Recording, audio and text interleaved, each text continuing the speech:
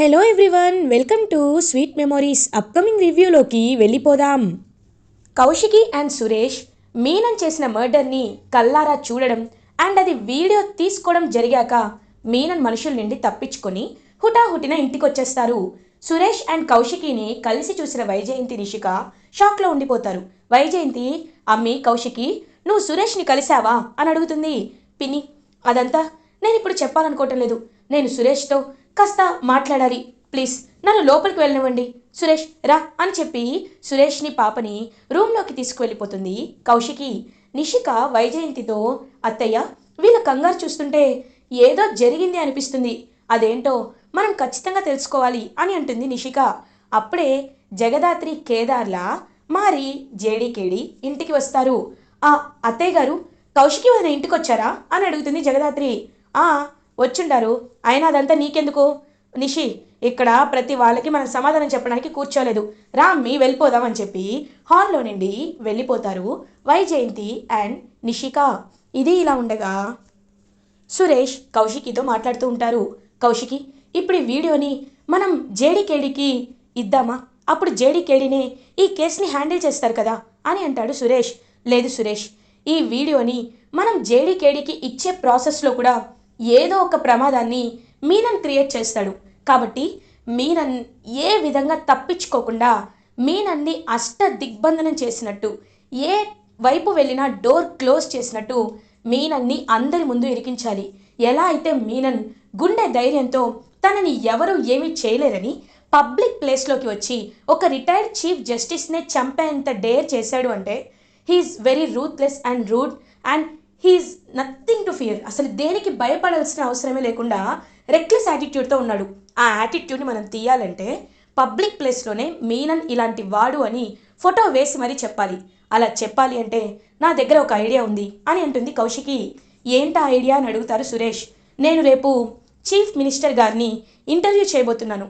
మన ఛానల్కి ఇది ఒక పెద్ద డీల్. కాబట్టి ఈ ఇంటర్వ్యూ జరిగే ప్రాసెస్లోనే ఈ వీడియోని నేను మన మీడియాలో టెలికాస్ట్ చేయాలనుకుంటున్నాను. అప్పుడు ఖచ్చితంగా చీఫ్ మినిస్టర్ కూడా లాక్ అయిపోతారు. పబ్లిక్ అందరూ చూస్తారు కాబట్టి ఎవ్వరూ ఏమి చేయలేరు. మీనన్ని అరెస్ట్ చేయడం తప్ప ఇంకొక ఆప్షన్ ఉండదు.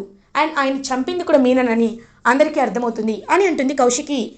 కౌశికి, కానీ రిస్క్ తీసుకుంటున్నావేమో అని అంటారు. చూడు సురేష్, మనం ఉన్నది జర్నలిజంలో.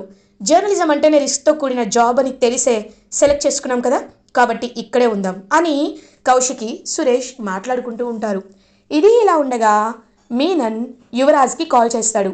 హలో బాయ్ అని అంటారు యువరాజ్. చూడు యువరాజ్, నేను నీకు ఒక ఆఫర్ ఇస్తున్నాను.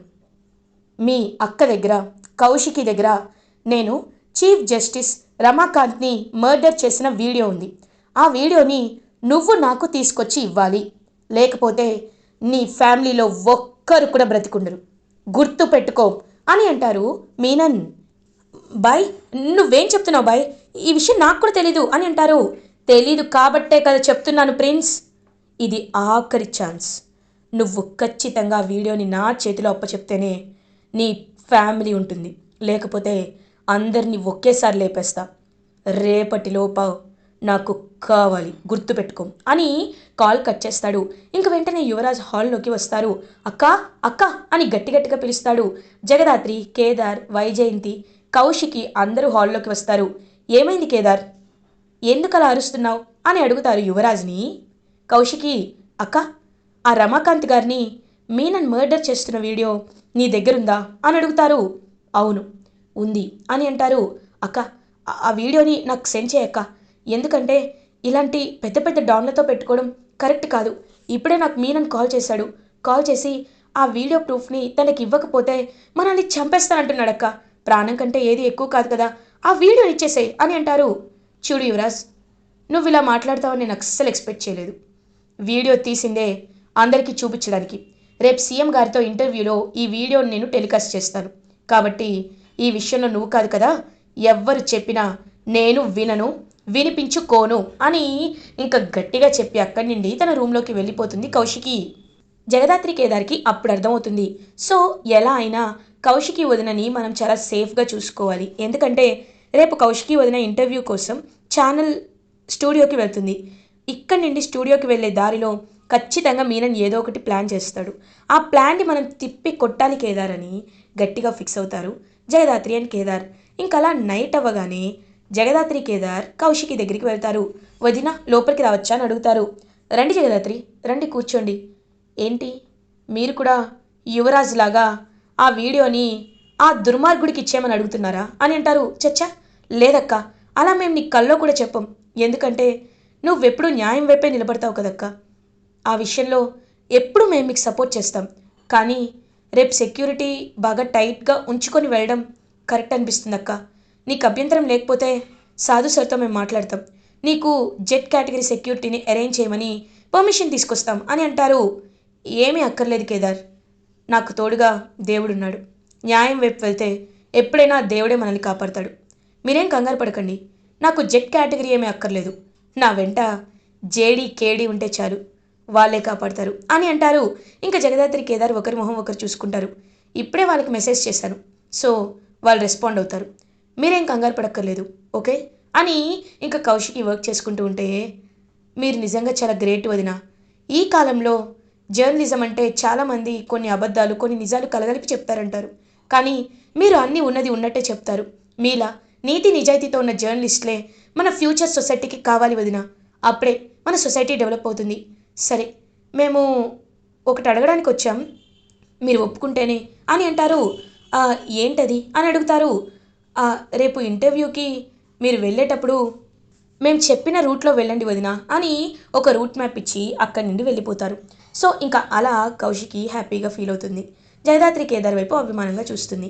ఇది ఇలా ఉండగా మార్నింగ్ అవుతుంది. కౌశికి సీఎంతో ఇంటర్వ్యూకి రెడీ అయ్యి అలా ఇంకా బయటకు వస్తుంది.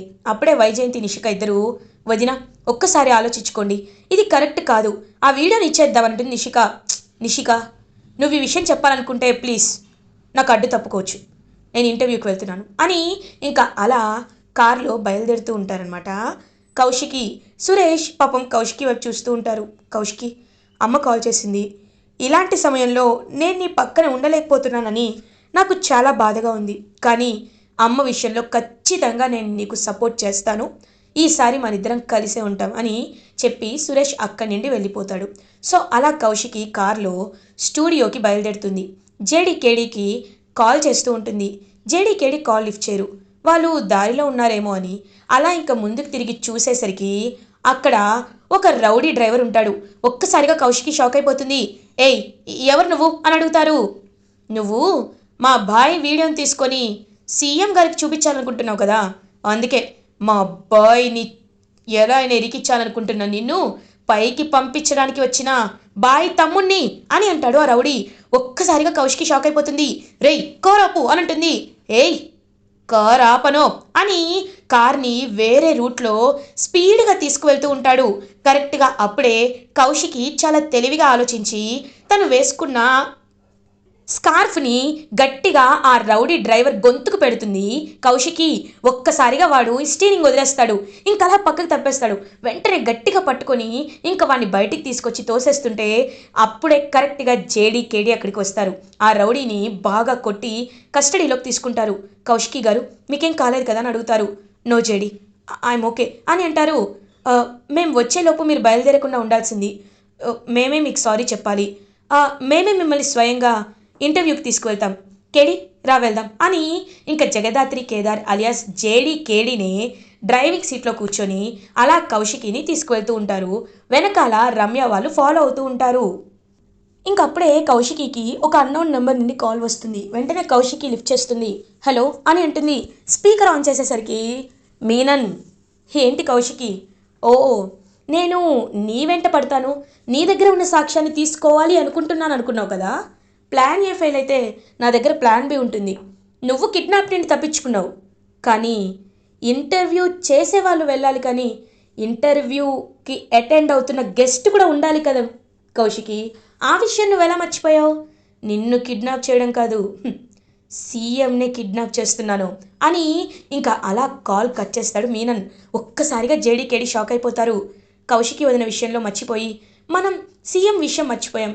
ఆయన దగ్గర హై ప్రోటోకాల్ ఉంటుంది, కానీ మీనన్కి పొలిటికల్గా చాలా ఇన్ఫ్లుయెన్స్ ఉంటుంది కాబట్టి మినిస్టర్స్తో మాట్లాడి, అసలే పోలీస్ డిపార్ట్మెంట్కి ఆ తాయారుని హెడ్ కాబట్టి తన్ని డైవర్ట్ చేయొచ్చు అని ఇంకా ఒక్కసారిగా అలా షాక్ అవుతారు జేడీకేడి. కానీ అప్పుడే కరెక్ట్గా జేడీకేడి వైపు కౌశికి టెన్షన్గా చూస్తుంటే, "ఆ, కౌశికి గారు, మీకు సాంగ్స్ పెట్టమంటారా?" అని అడుగుతారు. "ఏం మాట్లాడుతున్నారు జేడీ? అక్కడ ఆ మీనన్ సీఎంని కిడ్నాప్ చేశానంటున్నాడు. మీకు కొంచెం కూడా టెన్షన్ లేదా?" అని అంటారు. "లేదు, ఎందుకంటే సీఎం గారు మేం చెప్పిన రూట్లో ఎప్పుడో వెళ్ళిపోయారు కాబట్టి" అని ఫ్లాష్ బ్యాక్కి వెళ్తారు. ఖచ్చితంగా కౌశికి వదిన విషయంలో ఫ్లాప్ అయితే సీఎం నన్ను కిడ్నాప్ చేస్తాడు కాబట్టి సీఎం గారిని బాడీ డబుల్ చేయమని చెప్పాలి. ముందే సీఎం గారు ఒక సేఫ్ ప్లేస్లో వెళ్ళి దాక్కున్న తర్వాత బాడీ డబుల్ బయటికి వచ్చేలా చేయాలి అని గట్టిగా ఫిక్స్ అయ్యి అలా సీఎంని డైవర్ట్ చేసేస్తారు జేడీకేడి. ఇంకా కౌశికి చాలా హ్యాపీగా ఫీల్ అవుతుంది. అలా మీనన్ మాస్క్ తీసి సీఎం ఫేస్ చూసేసరికి అక్కడ బాడీ డబుల్ ఉంటాడు. అంటే డమ్మీ సీఎం. ఒక్కసారిగా షాక్ అయిపోతాడు మీనన్. "జేడీ, అనవసరంగా నమ్మాను, తప్పు చేశాను" అని ఇరిటేటింగ్గా ఫీల్ అవుతుంటే కౌశికి అండ్ ఇటువైపు సీఎం ఇద్దరు ఇంటర్వ్యూ స్టూడియోకి రీచ్ అయిపోతారు. సో అలా కౌశికి అందరి ముందు, "సార్, ఇప్పుడు నేను మీకు ఒక వీడియోని ప్లే చేసి చూపిస్తాను. కొంతమంది సిటీలో తిరుగుతున్న గ్యాంగ్స్టర్స్ పబ్లిక్ ప్లేస్లోనే ఒక పై అధికారులని మర్డర్ చేస్తుంటే చూసి కూడా ఏం చేయలేని పరిస్థితుల్లో మేమున్నాం. ఒకసారి వీడియో చూడండి" అని మీనన్ క్లియర్గా ఆయన్ని చంపుతున్న వీడియో అందరి ముందు చూపిస్తారు.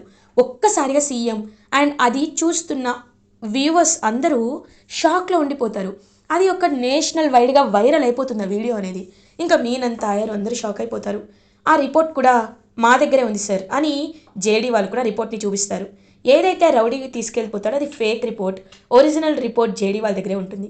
సో అలా రిపోర్ట్ని చూపించేసరికి, "సార్, ఈ విషయాన్ని మిమ్మల్ని ఇంత పబ్లిక్గా ఎందుకు అడుగుతున్నామంటే కొన్ని కేసులు ఉంటాయి, అవి అందరి ముందు చేస్తామని మాటిచ్చి తర్వాత ఫైల్ పక్కన పడేస్తారు. బట్ ఈ మీడియా సాక్షిగా, ఈ టీవీలో ఈ ఇంటర్వ్యూ చూస్తున్న ప్రజలందరి సాక్షిగా, ఒక సీఎంగా, ఒక రాష్ట్రానికి ఫాదర్ లాంటి వారు, మీరు ఖచ్చితంగా ఒక డెసిషన్, రెస్పాన్సిబిలిటీ, అకౌంటబిలిటీ తీసుకోవాలి. సో టెల్ మీ సార్, మీరు అకౌంటబిలిటీ తీసుకుంటారా?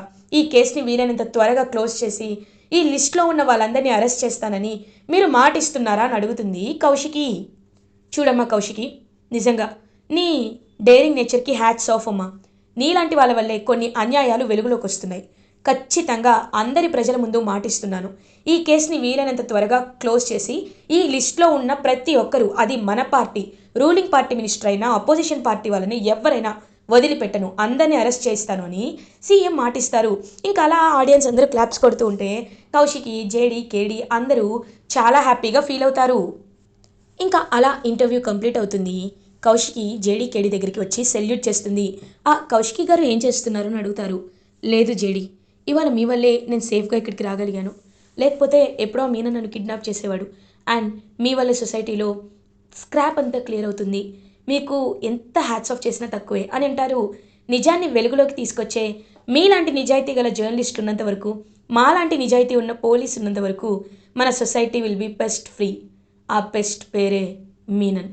ఓకే, మేము బయలుదేరుతాం, మీరు జాగ్రత్తగా వెళ్ళండి" అని జేడీకేడీ అక్కడి నుండి వెళ్ళిపోతారు.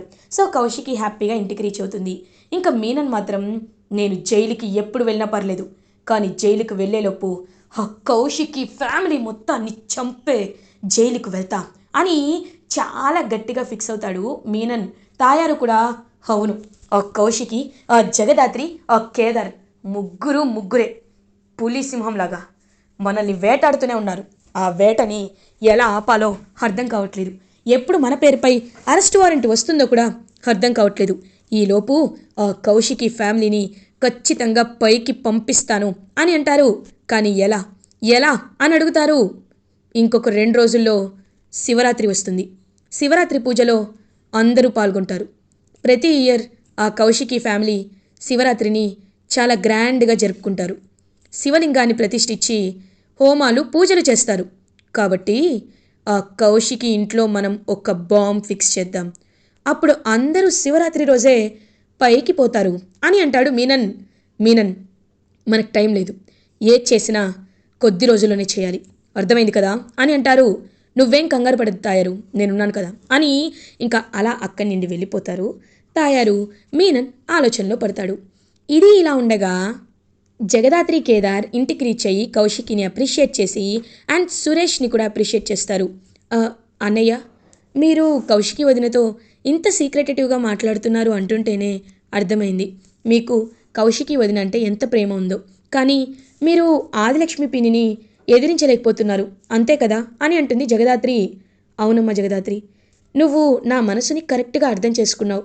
నేను అమ్మని కన్విన్స్ చేయాలని ఎంతలా ట్రై చేస్తున్నా కన్విన్స్ చేయలేకపోతున్నాను.